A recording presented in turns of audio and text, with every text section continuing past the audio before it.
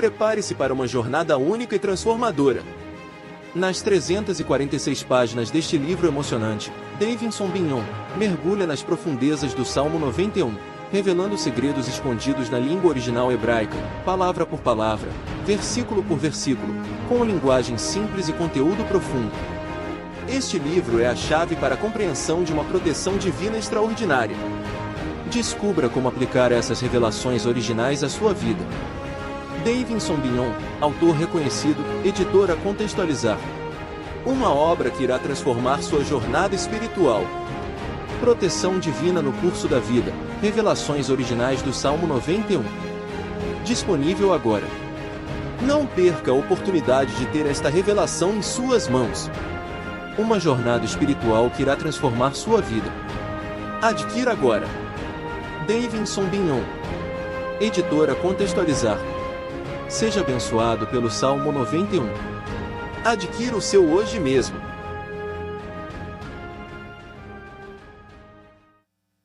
Eu convido a igreja a estar abrindo a palavra de Deus em 2 Crônicas, capítulo 7, do versículo 13 ao versículo 16.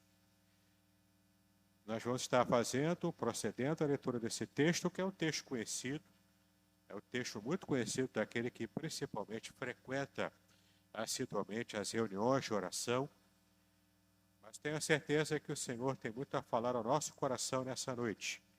2 Crônicas 7, de 13 a 16, que diz o seguinte: se eu fechar os céus e não houver chuva, ou se ordenar aos gafanhotos que consumam a terra, ou se enviar a peste entre o meu povo, e se o meu povo, que se chama pelo meu nome, se humilhar e orar, e buscar a minha face, e se converter dos seus maus caminhos, então eu ouvirei dos céus, e perdoarei os seus pecados, e sararei a sua terra.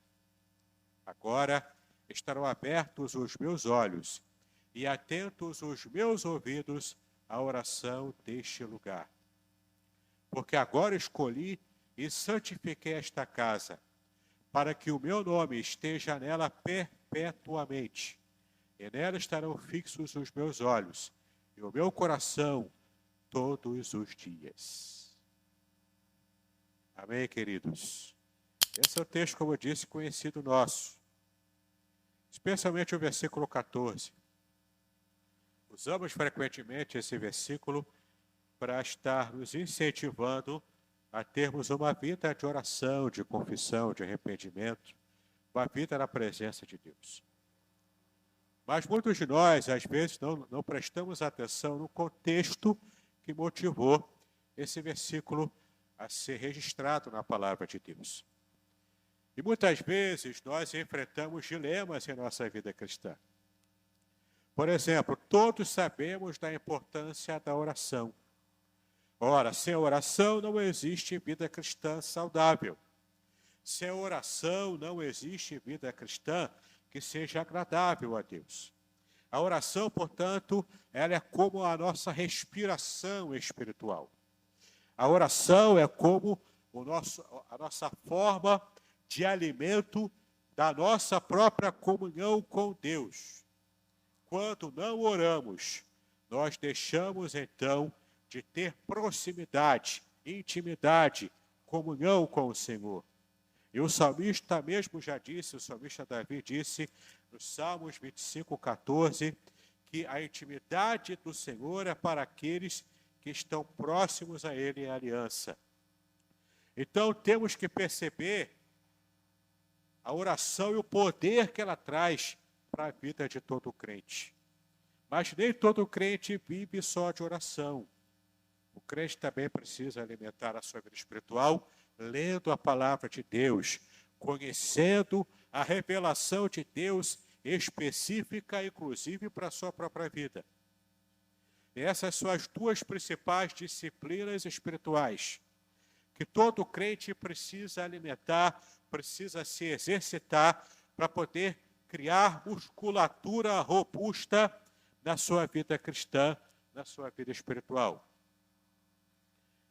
Mas em muitas ocasiões o crente também enfrenta momentos de pecado, momentos em que a sua oração começa a escassear, momentos em que a sua comunhão com Deus começa a ratear, porque simplesmente o diabo anda ao nosso derredor, lançando armadilhas, prontos para que estejamos também caindo nessas armadilhas. E quando caímos nessas armadilhas, a gente deixa de fazer a vontade de Deus e passa a fazer a vontade do nosso inimigo, de Satanás. E aquela pergunta que sempre assalta o coração sincero do servo de Deus que vira e mexe acaba caindo. Como fica a minha vida de oração? Como está a minha vida de oração?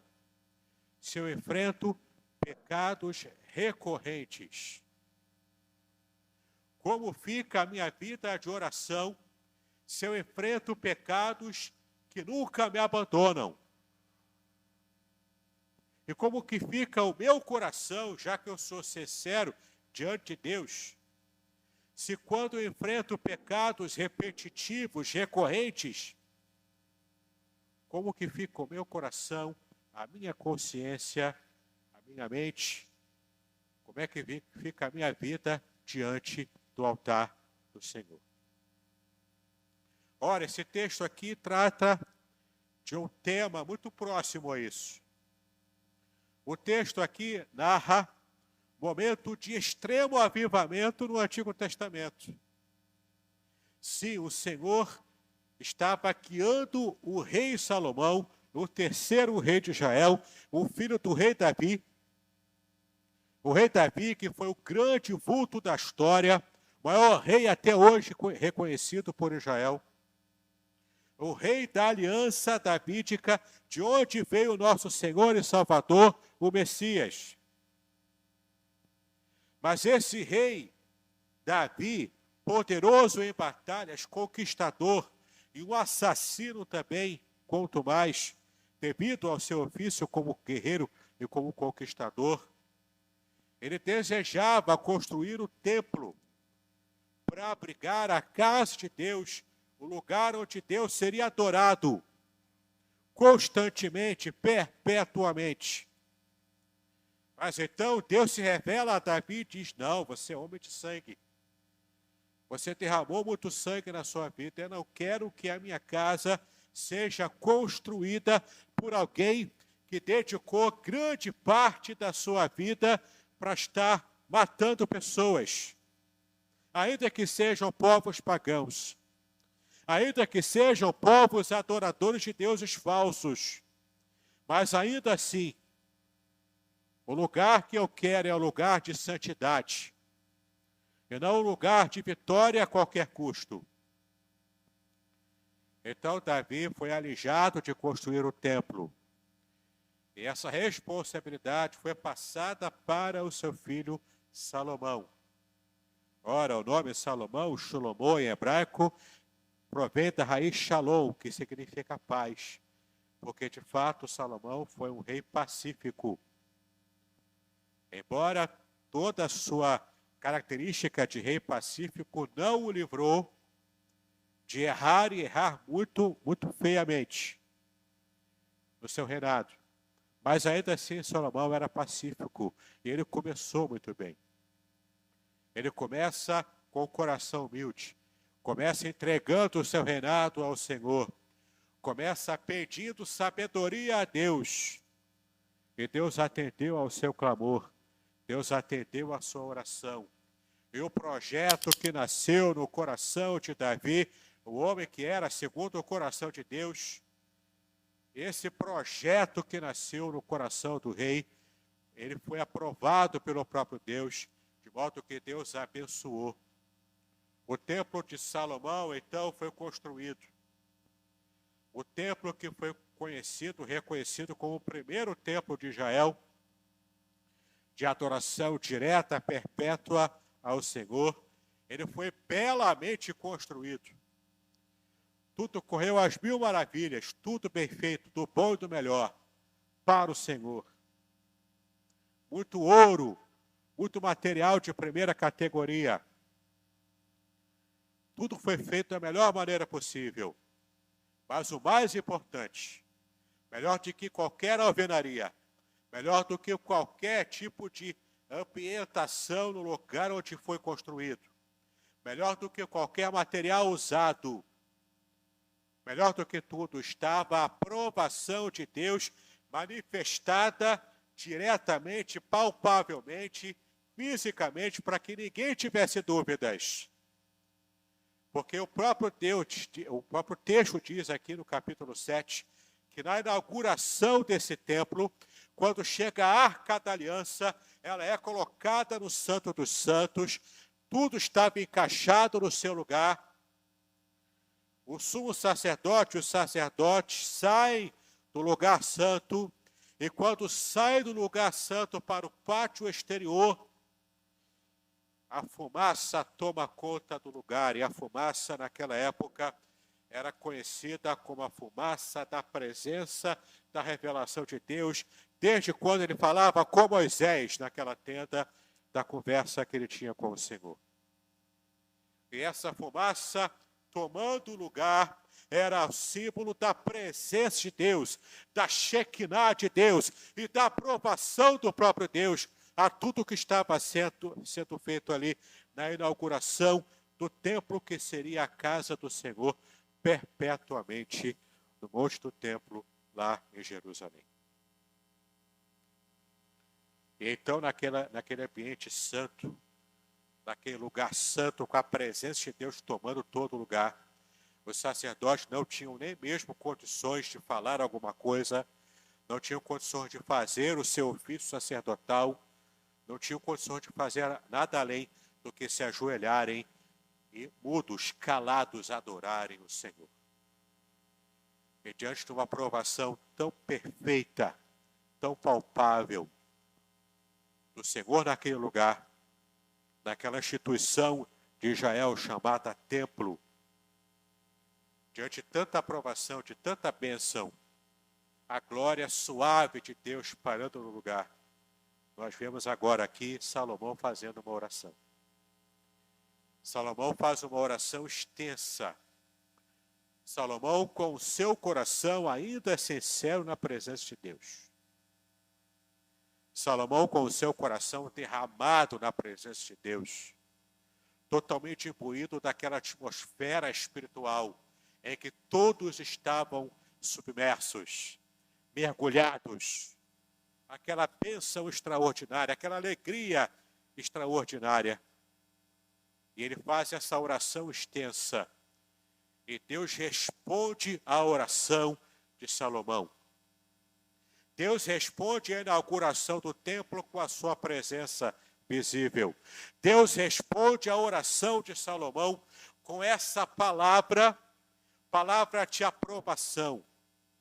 Mas a palavra também muito aberta, muito concreta, porque Deus já sabia como Salomão terminaria a sua própria vida. Então, diante de tudo que Deus já sabia, diante daquele momento especial, em toda aquela glória, em toda aquela aprovação, mas Deus aqui nos versículos de 13 a 16 que nós lemos, ele fala aqui sobre a hipótese que Deus já sabia ser verdadeira. A hipótese de que o povo erraria. A hipótese de que o povo pecaria. E pecaria constantemente com o mesmo tipo de pecado. Deus já sabia que o povo cairia, se prostraria diante de outros deuses. Deus já sabia que essa porta em Israel seria escancarada através da vida do próprio Salomão, que estava naquele momento de sinceridade, com o coração aberto para Deus.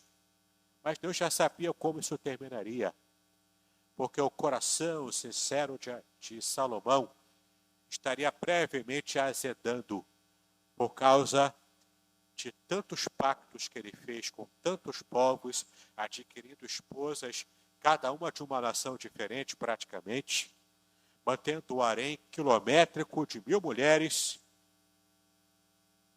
E diante disso tudo, porque cada mulher dessa é um pacto que ele fez com uma nação pagã. E a cada abertura que ele dava para um pacto desse feito, era uma adoração falsa, era um Deus falso que estava entrando em Israel. A tal ponto que, inclusive, a arqueologia tem achado em lugares perto do próprio templo de Israel, lá em Jerusalém. Recentemente, os arqueólogos acharam o sítio arqueológico que representava um templo pagão antigo, próximo do local onde funcionava o templo de Salomão. Datado dessa época de Salomão, inclusive, o achado arqueológico. E nesse templo pagão antigo, achado perto do templo, ele era uma miniatura replicando, imitando o próprio templo de Salomão, com o pátio exterior, com o lugar santo e com o lugar do Santo dos Santos, com uma estátua de Baal, de um deus pagão, imitando o templo de Deus. Tal foi o estágio da idolatria que Israel chegou ao longo da sua história. E isso estava fazendo o coração de Deus queimar de tanta raiva. Porque o texto, quando diz que a ira de Deus se acendeu, literalmente em hebraico as narinas de Deus esfumaçavam, queimavam, ficavam vermelhas de tanta raiva, como se fosse um touro raivoso. É assim que aparece na língua hebraica. Quando diz que a ira de Deus se acendeu contra o seu povo. É literalmente assim que está. E ali estava o Deus irado contra o povo que estava constantemente caído em idolatria com o mesmo pecado vez após vez. Pecado recorrente. E o pior pecado que mais afrontava a Deus. Como é que ficaria então a situação, já que Deus sabia que esse seria o futuro, a história de Israel, porque nada passa despercebido a Deus. Ele já sabia. Então, na resposta que Deus fala para Salomão, ele diz claramente: se o povo errar, se o povo pecar, e eu começar a atingir o povo com uma série de situações que o povo não tem como resolver, com uma série de pragas, de problemas, de situações como resposta a esse momento de idolatria, de pecado contra mim, o que vai acontecer depois disso? Como é que o povo vai sobreviver a isso? Ora, o texto diz aqui, você pode perceber aqui no versículo 13. Se eu fechar os céus e não houver chuva, ou seja, se houver fome na terra, porque se não havia chuva, numa cultura eminentemente agrícola, haveria fome. Fome e sede, porque haveria seca também. Ou se ordenar aos gafanhotos que consumam a terra, ou seja, a praga de gafanhotos, que era o maior medo dos agricultores. Eles passavam e comiam tudo o que viam pela frente. Ou se enviar a peste entre o meu povo, doenças pandêmicas, doenças epidêmicas, para dizimar o povo. O povo não ia ter como sair dessas pragas, não ia ter como resolver isso, porque tudo isso aqui é uma praga enviada por Deus, como castigo pelo pecado, pelo erro. Aí ele fala no versículo 14. Ainda que isso aconteça, ainda que o povo erre, ainda que o povo peque, ainda que o povo fique constantemente errando com o mesmo tipo de pecado, o pecado recorrente. No versículo 14 você vê: se o meu povo que se chama pelo meu nome se humilhar e orar e buscar a minha face e se converter dos seus maus caminhos, então eu ouvirei dos céus, farei o quê? Perdoarei os seus pecados, ouvirei, perdoarei e sararei a sua terra. Toda a praga que ele havia prometido lá, que ele havia enviado nessa situação hipotética do pecado, ele próprio estaria retirando. Porque praga que Deus envia, ninguém tira a não ser o próprio Deus. Castigo que Deus envia, ninguém resolve a não ser o próprio Deus. Isso se refere a indivíduos, isso se refere a nações, isso se refere a reinos. Não brinque com o Deus de Israel. Não brinque com o Deus soberano sobre tudo e sobre todos. Não queira você afrontar ao Deus de Israel. Não queira você afrontar a igreja, ao povo de Deus. Não queira você enfrentar o povo de Israel também. Porque todos nós somos o povo de Deus. E Deus zela pelo seu povo. Você enfrentar e afrontar a nação de Israel, a igreja de Cristo, é você querer enfrentar o próprio Deus. E o texto é muito claro ao dizer que quando há qualquer tipo de afronta, seja com o pecado recorrente, seja com idolatria, seja com uma afronta direta, movida pelo coração soberbo de alguém, não importa, Deus trará o castigo no momento em que Ele sabe que precisa enviar para que haja conserto. Se você é parte do povo de Deus, você precisa saber que no momento em que o castigo chegar, se você estiver com as atitudes corretas, nesse ambiente correto de adoração, com o seu coração voltado para Deus com sinceridade, de modo inteiro, de modo íntegro, integral, sem reservas, sem nenhum cantinho de zombaria nos seus lábios. Mas se o teu coração estiver submisso à presença de Deus, e você fizer a sua oração pedindo perdão, o Senhor está dizendo que Ele vai ouvir a tua oração.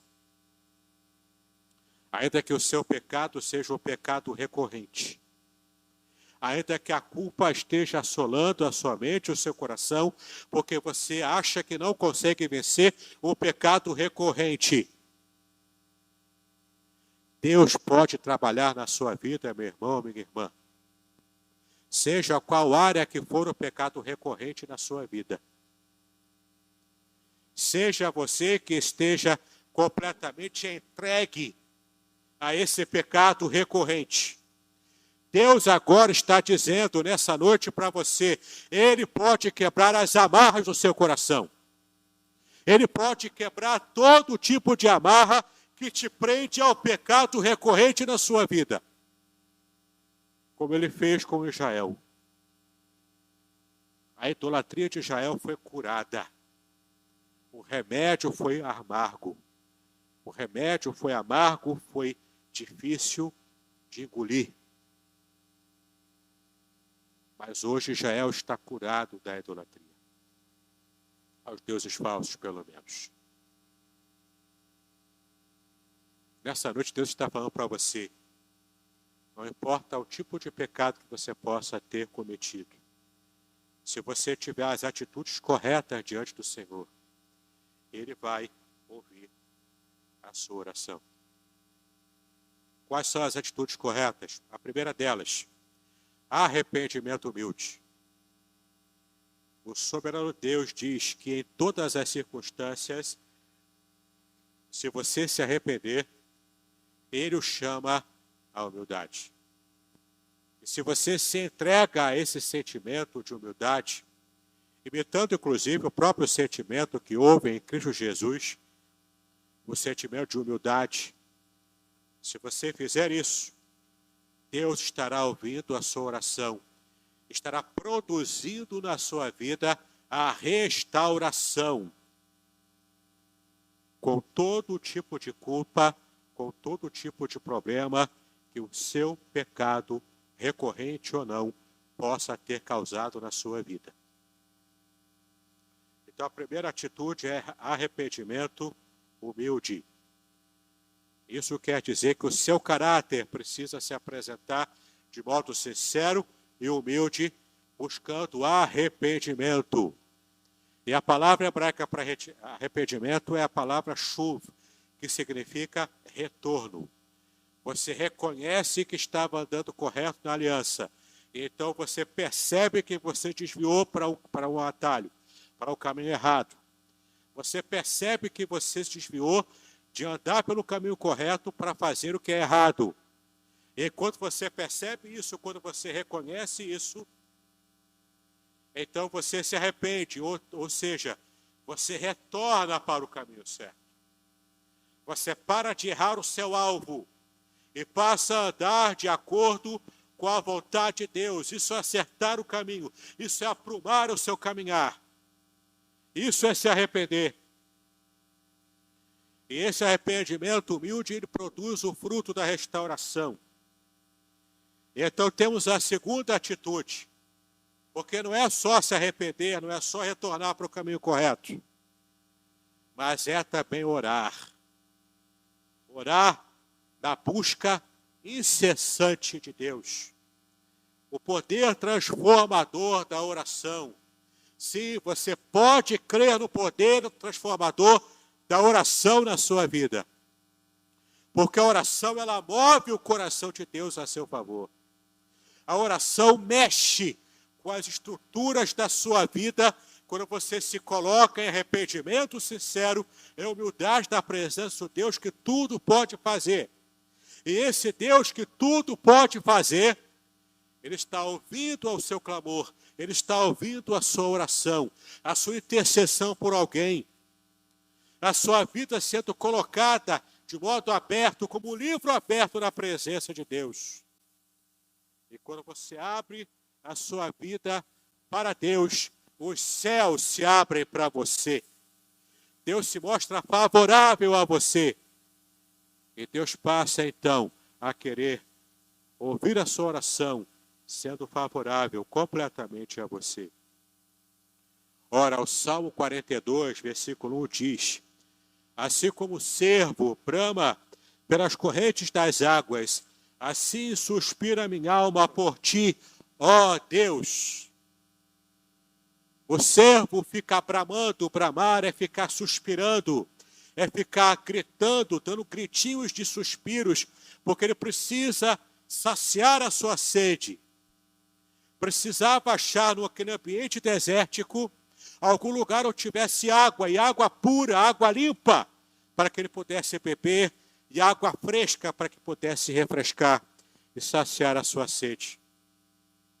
Então, assim como o cervo montês lá em Israel clamava por águas geladas, águas puras, limpas, refrescantes, a minha alma tem sede de Deus nessa mesma proporção, nessa mesma ansiedade, nesse mesmo desejo, nesta mesma ânsia de querer encontrar e conhecer o Senhor. Como o profeta disse, prossigamos em conhecer o Senhor. Conhecer o Senhor deve ser o nosso principal anseio em toda a nossa história, em toda a nossa vida cristã. Por fim, a promessa que Deus dá, quando nos arrependemos humildemente, quando oramos com intensidade, com desejo, com força, com a intenção sincera e aberta, consistente, de adorarmos ao Senhor, de orarmos a Ele. Quando fazemos isso, como Salomão fez naquele dia, então Deus promete restauração de toda a situação de pecado recorrente, de toda a culpa do próprio pecado, porque Ele retira a culpa do pecado de nós, quando de fato nos apresentamos a Ele, de de modo aberto e sincero.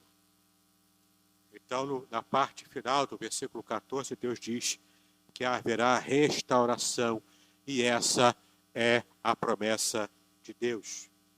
Quando o perdão divino se manifesta na nossa vida como instrumento dessa restauração.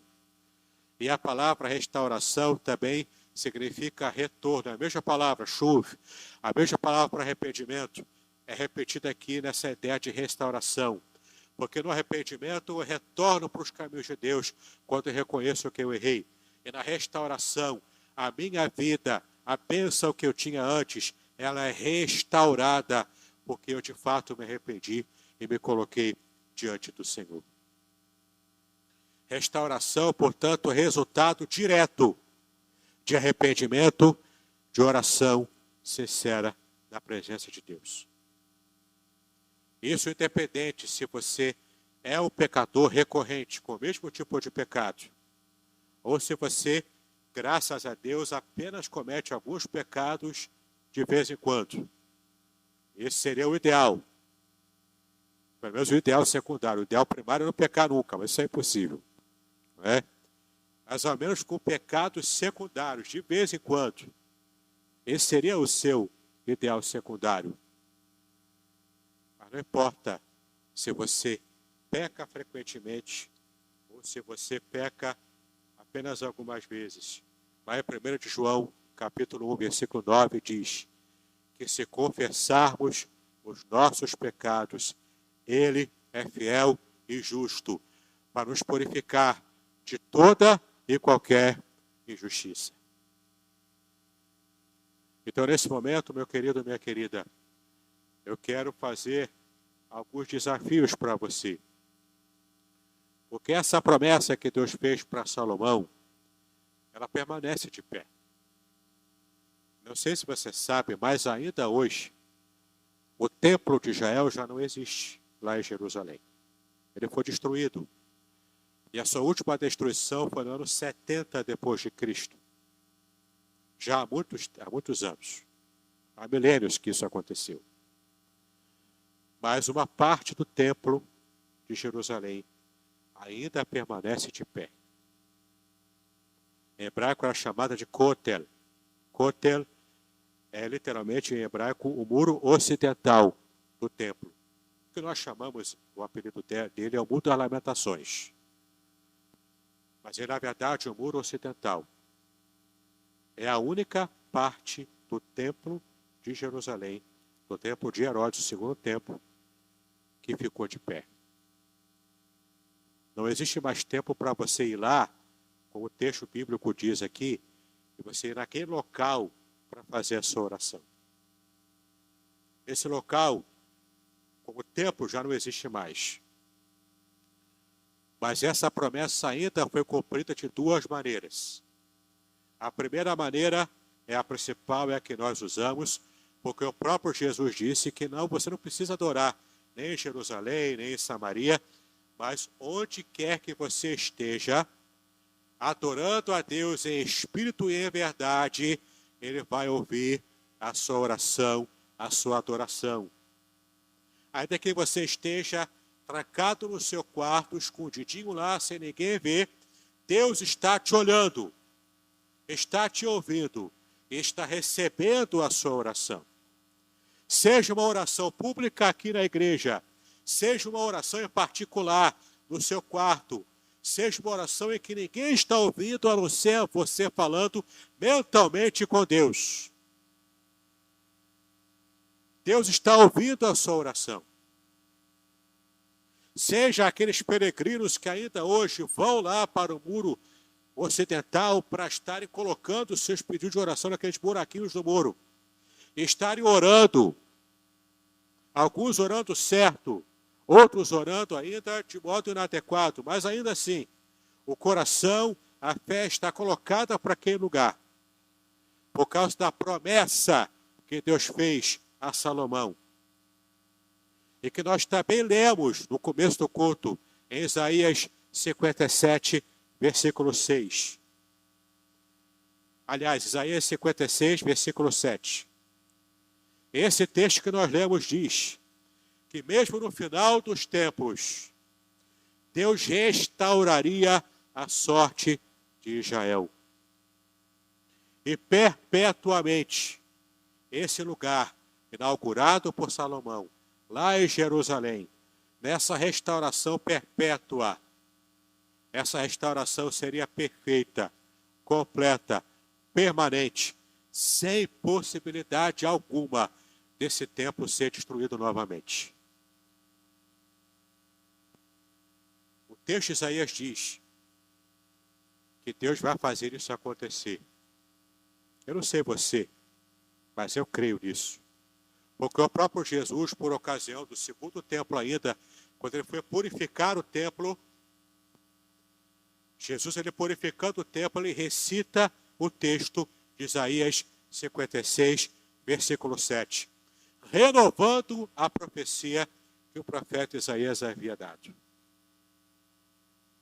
em que Deus retomaria aquele lugar como sendo casa de oração. Beit Tefilá. Beit HaTefilá. Casa de oração. Por que casa de oração? Porque é o lugar onde habita a oração sincera na presença de Deus. A nossa igreja, ela também é casa de oração. O seu lar, o seu quarto, o seu aposento de oração é a sua casa de oração. A sua vida pode também se tornar, a sua vida inteira, casa de oração. Mas profeticamente falando, todos os povos da terra, um dia, retornarão a Jerusalém, com o templo reconstruído, sim, e todos adoraremos a Deus, perpetuamente, porque foi isso que Deus prometeu, através de Isaías e através também da palavra de Jesus. Eu creio nisso. Eu creio nessa palavra. E em nome de Jesus, seja na minha casa, seja no templo reconstruído lá no final, de alguma forma, eu quero que a minha vida seja casa de oração. Salmo 25:14, que eu já citei aqui, quero retomar. O segredo do Senhor é com aqueles que o temem. Ele lhes mostrará a sua aliança. Quer conhecer os segredos de Deus, da aliança do Senhor na sua vida? Você precisa se arrepender humildemente. Você precisa orar constantemente ao Senhor, para que você receba a restauração como promessa e não mais cair em pecados, como o povo de Israel tanto fez ao longo da sua história. Que Deus nos abençoe, que Deus nos restaure, nos dê a sua glória e restauração, tudo para a glória do seu próprio nome.